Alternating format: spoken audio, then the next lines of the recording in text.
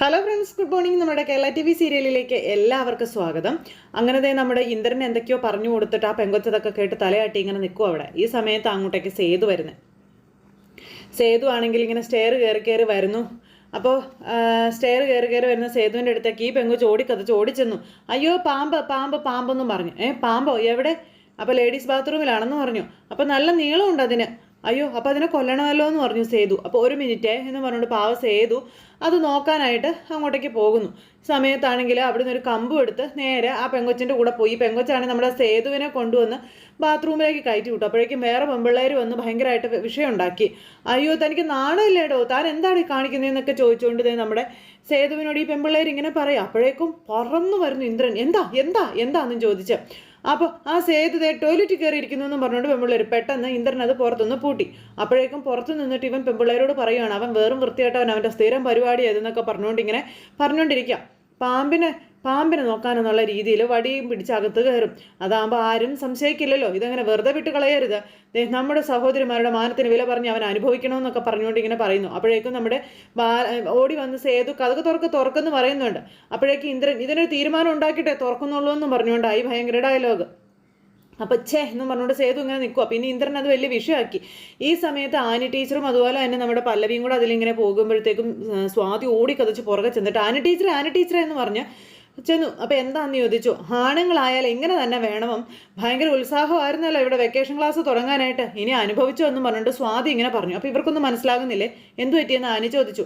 Canteen നടത്താൻ വന്നില്ലേ ഒരു രക്ഷകൻ, അയാളിപ്പോൾ പെൺകുട്ടികളുടെ വാഷ്റൂമിൽ കയറിയെന്ന് പറഞ്ഞപ്പോൾ പല്ലവിക്ക് കാര്യം മനസ്സിലായി, ചതിയാണെന്നുള്ളത്.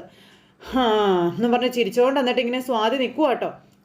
എന്തിനാ അതിനകത്ത് കയറിയതെന്നൊന്നും ഞാൻ പറയണ്ടല്ലോ, പൂട്ടിയിട്ടിരിക്കുക എന്ന് പറഞ്ഞിട്ട് സ്വാതി.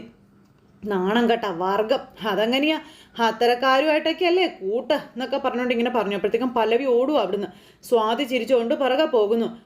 കഥക് തുറക്കെന്നും പറഞ്ഞുകൊണ്ട് നമ്മുടെ സേതു അത് കിടന്ന് പറയുമ്പോൾ നിന്നെ എന്ത് ചെയ്യണമെന്ന് പോലീസുകാർ തീരുമാനിച്ചോളൂടാന്ന് പറഞ്ഞുകൊണ്ടായി ഇന്ദ്രൻ. അപ്പോഴേക്ക് സേതുവിന് മനസ്സിലായി ഇവൻ ചതിച്ചതാണെന്ന്.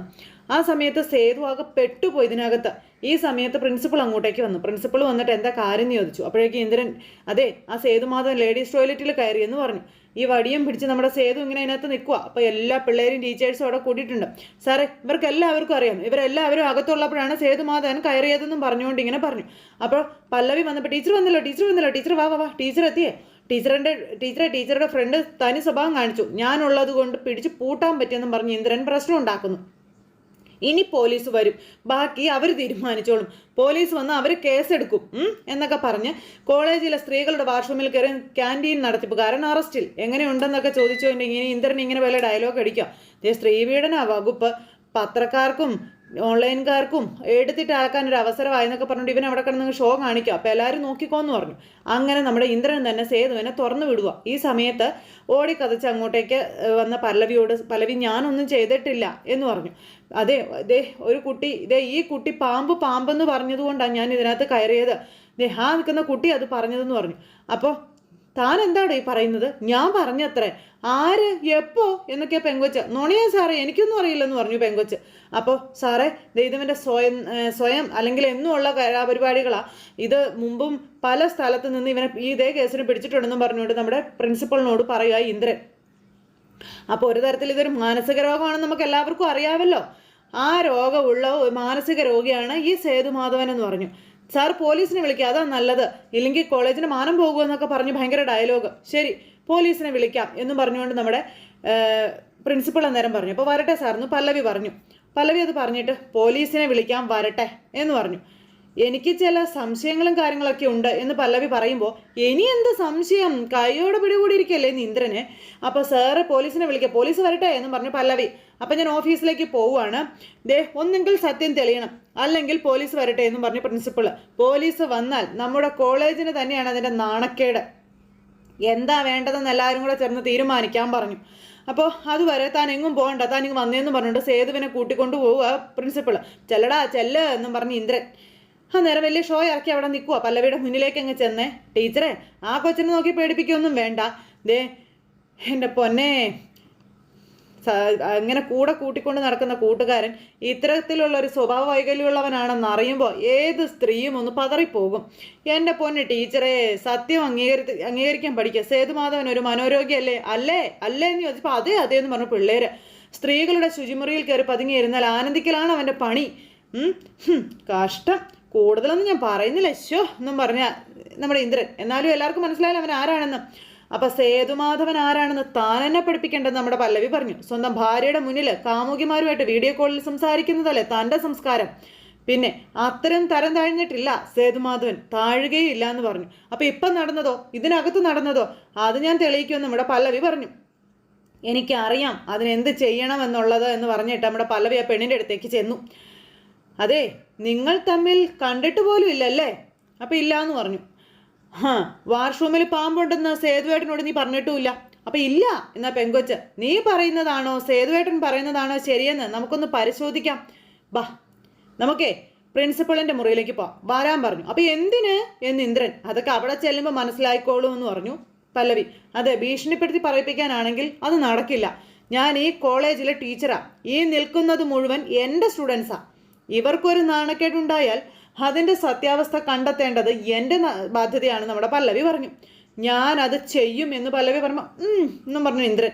അത് തടുക്കാൻ നിങ്ങളും നല്ല ഒരുത്തിനും സാധിക്കില്ല എന്ന് പറഞ്ഞു. ടീച്ചറെ വാ ഇങ്ങോട്ടെന്ന് പറഞ്ഞു പല്ലവി അങ്ങോട്ട് നേരെ പ്രിൻസിപ്പളിൻ്റെ മുറിയിലേക്ക് പോവുക. അപ്പോഴേക്കും ആന ടീച്ചറിൻ്റെ മുന്നിൽ അവൻ ചെന്ന് കയറിയപ്പോൾ നിങ്ങൾ വാഷ്റൂമിൽ ഉണ്ടായിരുന്നില്ല എന്ന് ചോദിച്ചു. ഉണ്ടായിരുന്നു, ഞങ്ങൾ അകത്തുണ്ടായിരുന്നു എന്ന് പെമ്പിള്ളേരെല്ലാവരും പറയുക.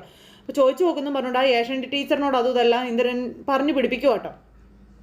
അങ്ങനെ അത് കഴിഞ്ഞ് പിന്നെ നമ്മുടെ പല്ലവി പ്രിൻസിപ്പളിൻ്റെ അടുത്തേക്ക് ചെന്നിട്ട് ഇവൾക്ക് അറിയാൻ നടന്നതല്ല എന്ന് പറയുന്നു പല്ലവി. അത് പറയിപ്പിക്കാനാണ് ഇവളെയും കൂട്ടി ഞാൻ ഇങ്ങോട്ട് വന്നത് എന്ന് നമ്മുടെ പല്ലവി പറയുന്നു. സേതു നേരം ഇങ്ങനെ അവിടെ നിൽക്കുകയല്ലേ. ഈ സമയത്ത് സത്യം പറയുന്നോ അതോ CCTV ഫോട്ടോ ചെയ്ത് നോക്കണോ എന്നിങ്ങനെ ചോദിച്ചപ്പം ഞാനൊരു തെറ്റും ചെയ്തിട്ടില്ല സാർ എന്ന് ഈ പെങ്കൊച്ച് പറഞ്ഞു. അത് കേട്ടപ്പോൾ CCTV ചെക്ക് ചെയ്യണം, റെക്കോർഡ് ചെയ്യപ്പെട്ടിട്ടുണ്ടാവുമല്ലോ സംഭവിച്ചതൊക്കെ. നിന്നെപ്പോലുള്ള മനുഷ്യർ ചതിയും നുണയും പറയും. ടെക്നോളജി ഒരിക്കലും അത് ചെയ്യില്ല എന്ന് നമ്മുടെ പല്ലവി അന്നേരം പറഞ്ഞു. ഈ സമയത്ത് സാർ ഇങ്ങനെ നോക്കുക, സേതു ഇങ്ങനെ അന്തം വിട്ട് നിൽക്കുക കേട്ടോ. പല്ലവി സത്യം തെളിയിക്കുവാണ്. ഒന്ന് ചെക്ക് ചെയ്യണം സാർ എന്ന് പറഞ്ഞ് നമ്മുടെ പല്ലവി പറഞ്ഞനുസരിച്ച് നമ്മുടെ സാറ് ചെക്ക് ചെയ്യുക. ചെക്ക് ചെയ്ത് കഴിഞ്ഞപ്പോൾ ആ പെണ്ണ് വന്ന് സേതുവിനോട് സംസാരിക്കുന്നതും കാര്യങ്ങളും എല്ലാം ഇങ്ങനെ ആ CCTVയിൽ വന്നു. പെങ്കൊച്ച് പെട്ടു. അപ്പോൾ സോറി സാർ, ക്ഷമിക്കണം, ഞാനാ തെറ്റ് ചെയ്ത് ചതിക്കുകയായിരുന്നു സേതുവിനെ. അത് മനഃപൂർവ്വം അല്ല, ഇന്ദ്രൻ പറഞ്ഞിട്ടാണെന്നുള്ള കാര്യം ആ പെങ്കൊച്ചങ്ങ് പറഞ്ഞു. അപ്പോൾ പല്ലവി ചോദിച്ചാൽ ആരാ ഇതാ നിന്നെ കൊണ്ട് ചെയ്യിച്ചതെന്നൊക്കെ ചോദിച്ചപ്പം ആദ്യമൊന്നും ആ പെണ്ണ് പറഞ്ഞില്ല കേട്ടോ. പക്ഷെ ഇന്ദ്രനാണിത് ചെയ്യിച്ചതെന്ന് പെണ്ണിനെ കൊണ്ട് നമ്മുടെ പല്ലവി പറയിച്ചു. ഇത് കേട്ടപ്പോൾ പ്രിൻസിപ്പൾ ആകെ ഉരുകി തീർന്ന് അവിടെ ഇരിക്കുക. അപ്പോൾ പല്ലവി ചോദിച്ചു, കേട്ടല്ലോ സാർ, ഞാൻ അന്നേ സാറിനോട് പറഞ്ഞതല്ലേ അയാൾ ഈ കോളേജിൽ കയറ്റരുതെന്ന്. അന്ന് സാറിന് പ്രധാനം അയാൾ തരുന്ന സംഭാവനയായിരുന്നില്ലേ എന്ന് ചോദിച്ചു. 1,00,000 രൂപ അയാൾ തന്നിട്ടുണ്ടെങ്കിൽ 1 കോടി രൂപയുടെ ചീത്തപ്പേര് വാങ്ങിച്ച് തന്നിട്ടേ അയാൾ ഈ കോളേജ് വിടത്തുള്ളൂ എന്നുള്ള കാര്യം പറയാം നമ്മുടെ പല്ലവി പ്രിൻസിപ്പളിനോട്. കാശും പ്രധാനമൊക്കെ തന്നെയാണ് സാർ. അതുപോലെ തന്നെ പ്രധാനമാണ് ഒരു സ്ഥാപനത്തിൻ്റെ ഗുഡ് വില്ലും മാന്യതയും. അത് നശിച്ചാൽ പിന്നെ എത്രയൊക്കെ ശ്രമിച്ചാലും അത് തിരിച്ചെടുക്കാൻ പറ്റിയെന്ന് വരില്ല സാർ എന്നൊക്കെ നമ്മുടെ പല്ലവി ഇങ്ങനെ സാറിനോട് പറഞ്ഞു. അതും പറഞ്ഞു പല്ലവി അവിടെ നിന്ന് അങ്ങ് പോയി. ഈ സമയത്ത് ഈ പെണ്ണിങ്ങനെ ആകെ വല്ലാണ്ട് ഇങ്ങനെ നിൽക്കുക. എന്നിട്ട് ഈ നമ്മുടെ സേതുവിനോട് ക്ഷമ പറഞ്ഞു അന്നേരം നമ്മുടെ സാറ്. അത് കഴിഞ്ഞ് നമ്മുടെ സേതു അവിടെ നിന്നും മീശയും പിരിച്ചങ്ങ് ചെന്നില്ലേ. ഈ സമയത്ത് ഇന്ദ്രനും സ്വാതിയും കൂടെ അവിടെ നിന്ന് സംസാരിക്കുവാണ്. അതെ, സേതുമാധവനെ എന്ത് ചെയ്യുമായിരിക്കും, അവനെ പിരിച്ചു വിടുമായിരിക്കും എന്ന് സ്വാതിയോട് ഇന്ദ്രൻ പറയാം. അപ്പം അതിന് പ്രിൻസിപ്പൾ പിരിച്ചു വിടുവോ? പിന്നല്ലാതെ അവനെ ഇന്ന് പ്രിൻസിപ്പൾ അവനെ പിരിച്ചു വിടും ഉറപ്പാണെന്ന് പറഞ്ഞുകൊണ്ട് നിൽക്കുമ്പോൾ ദേ വരുന്നു സേതുമാധവൻ എന്ന് പറഞ്ഞ പെമ്പിള്ളേർ കാണിച്ചു കൊടുത്തു. നോക്കുമ്പോൾ നമ്മുടെ സേതു ഇങ്ങനെ മുണ്ടക്കം മടക്കി കുത്തി ഇവരുടെ അടുത്തേക്ക് വരുമല്ലേ. അങ്ങനെ സേതു വരുന്നത് കണ്ടപ്പോൾ ഒന്ന് പിടിച്ച മോളെ എന്നും പറഞ്ഞുകൊണ്ട് ആ വാച്ച് ഒരു പെണ്ണിൻ്റെ കയ്യിലേക്ക് കൊടുത്തു. അങ്ങനെ പെണ്ണിൻ്റെ കയ്യിലേക്ക് കൊടുത്തിട്ട് സേതുവിനെ നോക്കിക്കൊണ്ട് ഇന്ദ്രൻ ഇങ്ങനെ നിൽക്കുക.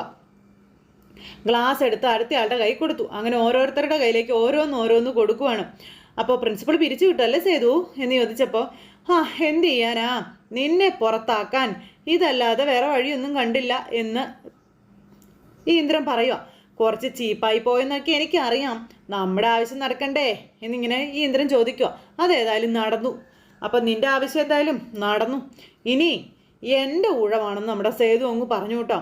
നീ ഇപ്പം ചെയ്തതുപോലത്തെ വൃത്തികേടൊന്നും ഞാൻ ചെയ്യില്ല. ഞാനേ നട്ടലുള്ള ആണാ, അതുകൊണ്ട് നേർക്ക് നേരെ നിന്ന് ഞാൻ തല്ലത്തേ ഉള്ളൂ എന്ന് സേതു. അത് പറഞ്ഞപ്പോൾ ഇന്ദ്രനെ ഇങ്ങനെ നോക്കുക.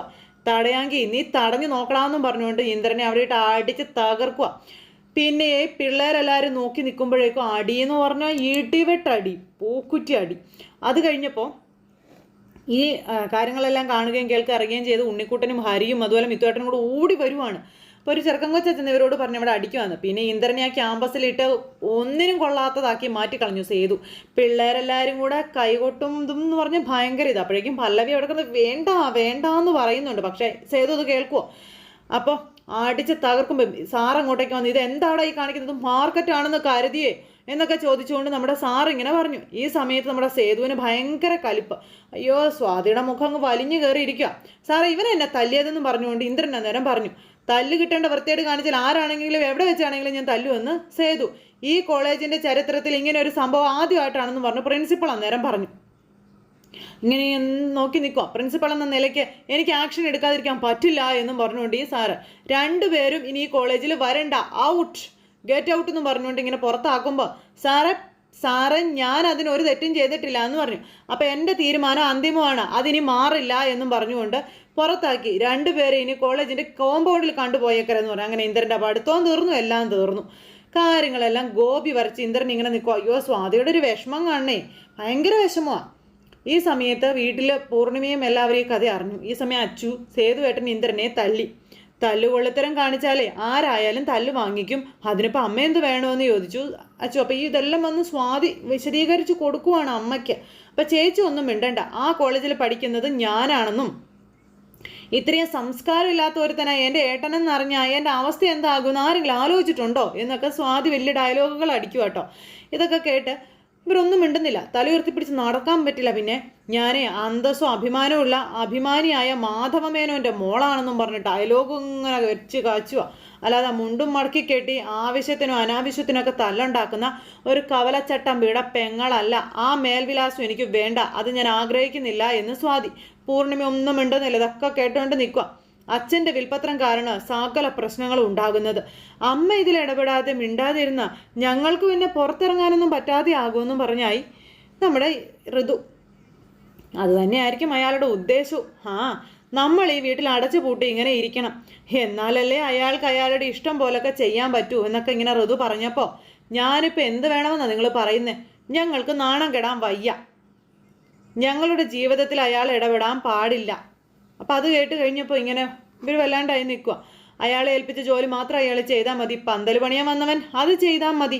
അയാൾ എന്തിനാ ഇവളുടെ കോളേജിലെ ക്യാൻറ്റീൻ നടത്താൻ ചെന്നത് എന്നൊക്കെ അന്നേരത്തേക്ക് ഋതു ചോദിക്കുക. അത് പല്ലവി ചേച്ചിക്ക് വേണ്ടിയാണെന്ന് അച്ചു പറഞ്ഞപ്പോൾ പല്ലവിയെ രക്ഷിക്കാൻ കോളേജിലേക്കല്ല എഴുന്നള്ളിപ്പിടിച്ച് പോകേണ്ടത്. എന്തായാലും അവിടെ കിടന്ന് അത്രയും തല്ലുണ്ടാക്കിയത് കണ്ടു നിന്ന് അവരൊരു ടീച്ചറാണോ എന്നൊക്കെ അത് ചോദിച്ചപ്പം മതി കുറ്റപ്പെടുത്തിയത്. സേതു നിങ്ങളുടെ ജീവിതത്തിൽ ഇടപെടരുത്, അത്രയല്ലേ ഉള്ളൂ, അത്രയല്ലേ നിങ്ങൾക്ക് വേണ്ടൂ.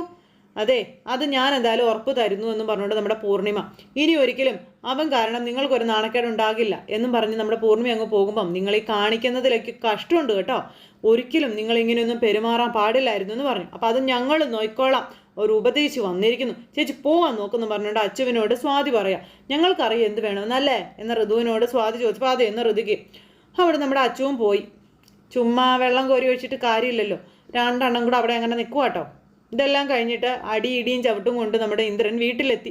എഴുന്നേറ്റ് നിൽക്കാൻ മേലാതെ. അപ്പോഴേക്കും അമ്മ അങ്ങോട്ടേക്ക് വന്ന് മോനെ ഈ അവസ്ഥയിൽ കണ്ടപ്പോൾ അയ്യോ എടാ പൊന്നുമോനെ എന്താണ് പറ്റിയെന്ന് ചോദിച്ചു. ഫൈറ്റ്, ഭയങ്കര ഫൈറ്റ്. അവൻ എന്നെ ആക്രമിച്ച അടിച്ച് ഇഞ്ച പരുവാക്കി അമ്മ, അയ്യോ എൻ്റെ നടുവ് അനക്കത്തില്ലമ്മേ, അവിടെ അനക്കത്തില്ലമ്മേ എന്നൊക്കെ പറഞ്ഞ് കരയുമ്പോൾ കരഞ്ഞു വിളിച്ച് അമ്മ എന്താ ഉണ്ടായെന്നൊന്ന് പറയടാ എന്ന് ചോദിച്ചു. അതിനൊന്നും ഇനി ഇവിടെ പ്രസക്തി ഇല്ല അമ്മേ, എന്തായാലും നടക്കേണ്ടതൊക്കെ നടന്നു അമ്മേ, ഞാൻ നാണം കെട്ടമ്മേന്നും പറഞ്ഞുകൊണ്ട് ഉള്ളതും ഇല്ലാത്തതെല്ലാം കൂടെ പറഞ്ഞു കേൾപ്പിക്കുക.